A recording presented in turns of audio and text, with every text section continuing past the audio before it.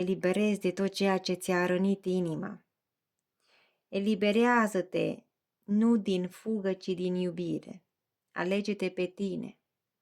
Această libertate îți spune că e timpul să te desprinzi de vinovăție, de gândurile care te fac să suferi și de nevoia de a înțelege totul imediat.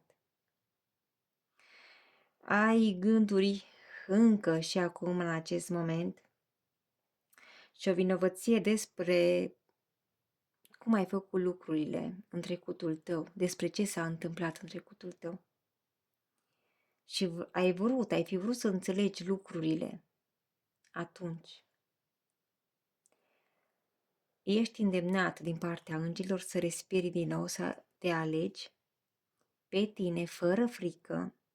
Supărarea ta este un semn că sufletul tău vrea adevăr, nu control. Lacrimile